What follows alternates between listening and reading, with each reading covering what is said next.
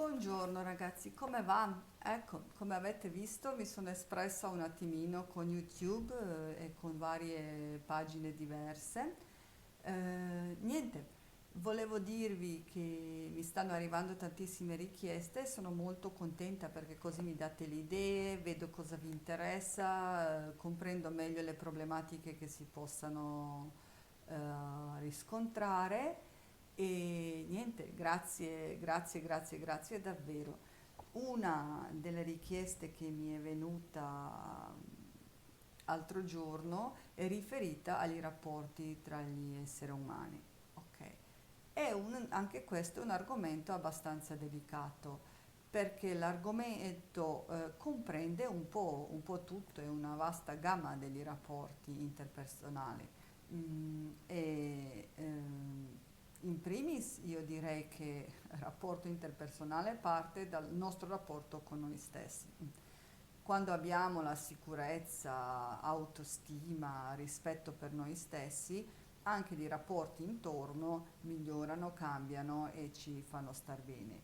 Quando invece noi siamo in una fase di dubbio, di costante critica o insicurezze, purtroppo ci circondiamo nelle scelte, qui sto parlando anche nelle scelte della vita che facciamo poi dopo di essere circondati da determinato tipo di persone, ehm, attiriamo le persone che continuano a confermarci questo nostro stato d'animo.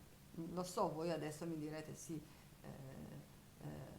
nuballe, passatemi il termine, non funziona così, non è che io quel primo pirla che mi è passato l'altro giorno e mi ha fatto girare le 4 minuti, che è proprio quello che io ho voluto nella mia vita. Invece, purtroppo o per fortuna sì, in senso che ogni esperienza che noi viviamo corrisponde a specchio a qualcosa che noi stiamo vivendo dentro e stiamo cercando una risposta.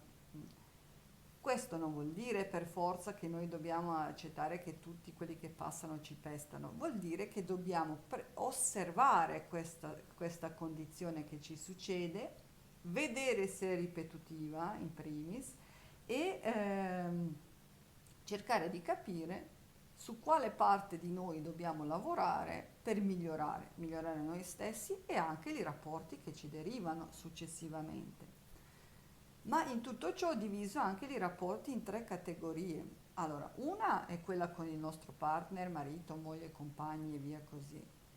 Quella al lavoro, scuola, cioè interpersonali nell'ambito strutturato, ok, del dare e ricevere, come carriera, lavoro, scuola, e amicizie e la famiglia. Amicizie e la famiglia potevo dividerli, però li ho messi insieme perché un po' comprendano una nota un po' importante.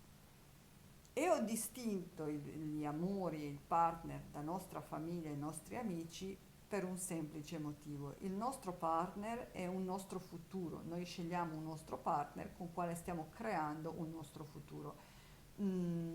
L'abbiamo scelto a base delle emozioni che viviamo dentro, le passioni e varie cose, corrispondono a un nostro desiderio in quel momento lì, partner possano essere cambiati, ma possano essere anche a tutta la vita, e loro di solito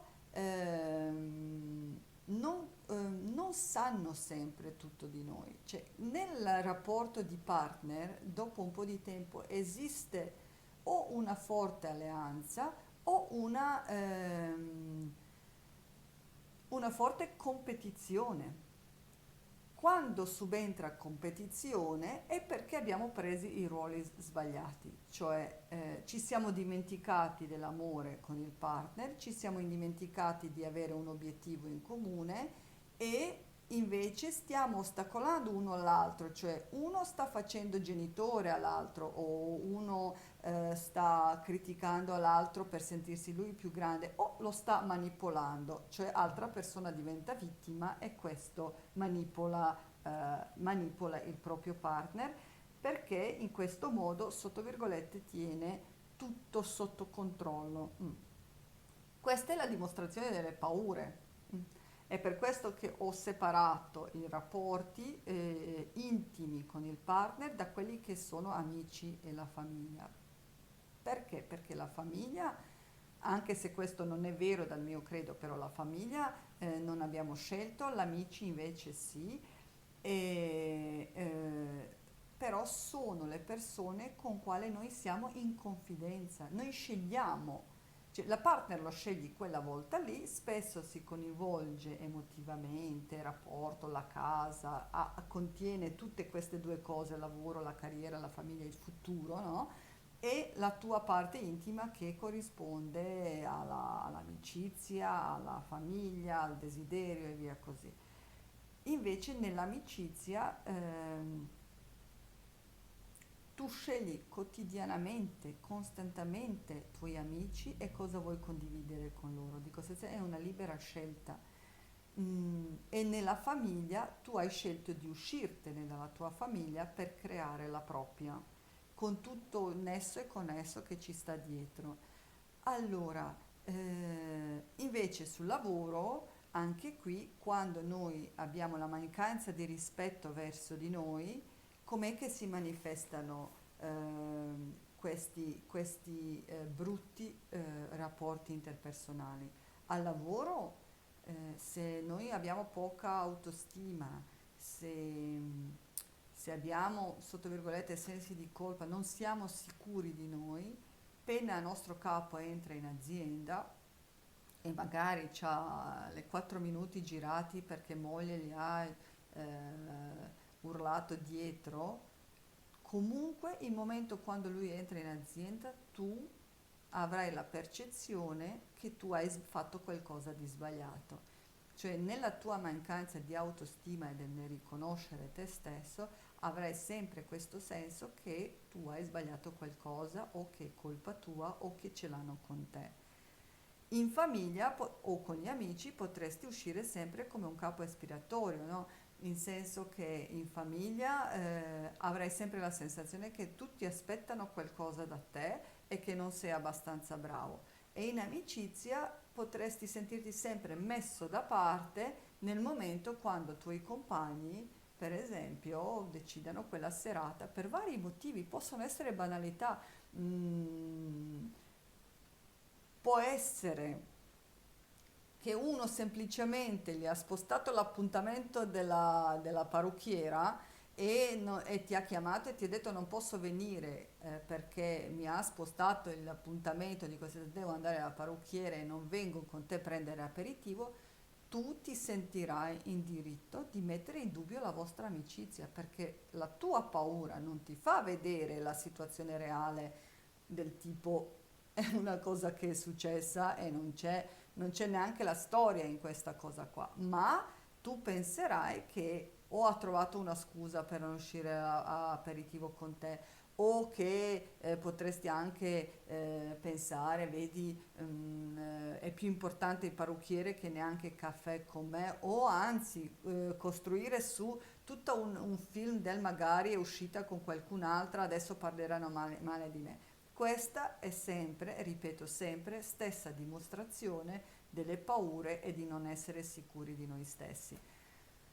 Non è una critica questa, non è succede a tutti, tutti attraversiamo i momenti quando siamo più deboli, quando non ci sentiamo a nostro agio. Dico, se il mio principale consiglio è non aver sempre ragione. Come ha detto Anthony Robbins, nella vita puoi scegliere o avere sempre ragione o essere felice. Scegliete di essere felici e questa felicità parte dal presupposto che noi continuiamo a crescere dentro di noi, nella autostima, nella fiducia, nel rispetto anche per le nostre cose che lo sappiamo che non sono perfette.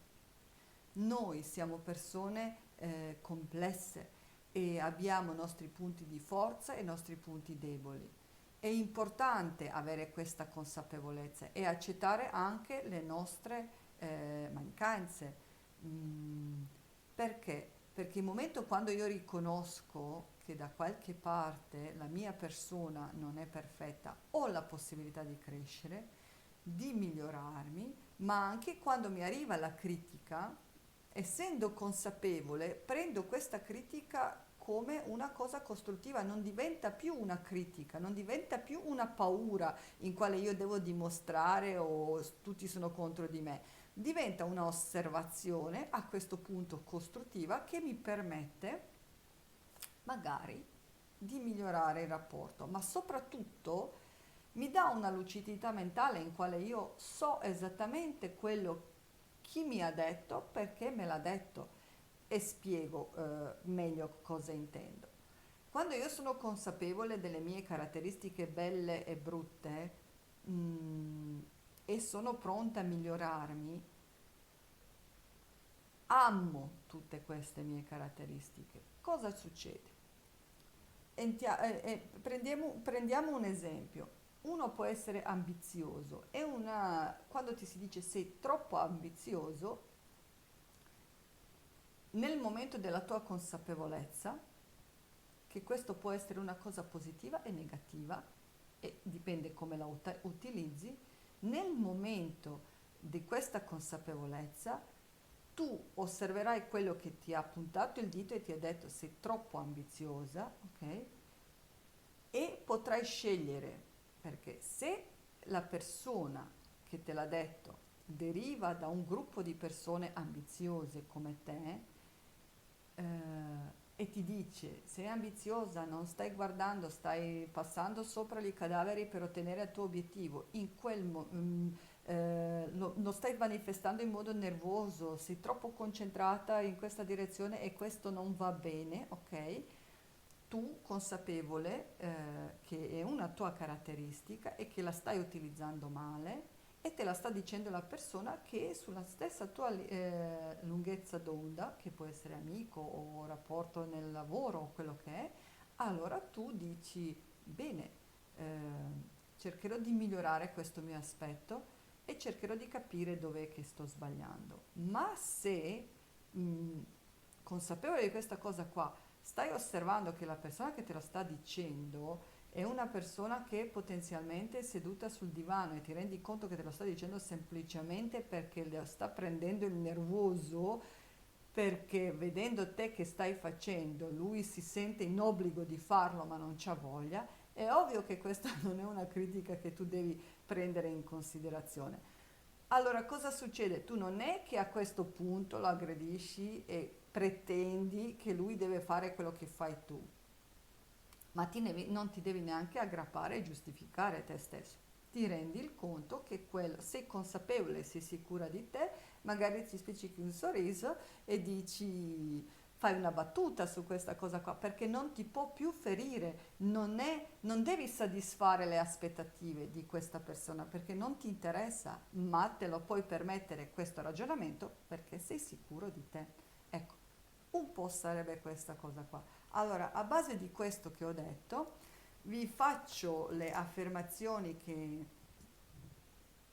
primo pezzettino è quello in quale lavoreremo sulla stima verso di noi stessi. E poi queste tre categorie distinte, ok? Facciamo così? Vi va? Allora, io credo in me stessa. Ogni giorno sono sempre più sicura di me. Ascolto la mia voce interiore. Amo e accetto me stessa e gli altri osservo con amore. Intorno a me ricevo e ottengo solo il sostegno. Amo la vita, sono una persona completa. Nel rapporto con il partner mi sento sostenuta, amata, accettata, attraente, intelligente, presa in considerazione, presa per la mia bellezza interiore e esteriore. Al lavoro sono sicura di me, concentrata, sono una persona molto ambiziosa in modo costruttivo. Al mio lavoro tutto ambiente e le persone sono calde e piacevoli. Rapporti interpersonali sono molto corretti e buoni. Sento il rispetto, sono presa in considerazione, mi vedano e mi prendano per tutte le mie caratteristiche piacevoli. miei amici e mia famiglia, mi libero del bisogno di avere sempre ragione. Scelgo di vivere la felicità e non la giustizia. Persone intorno a me sono eccezionali perché io li scelgo come tali.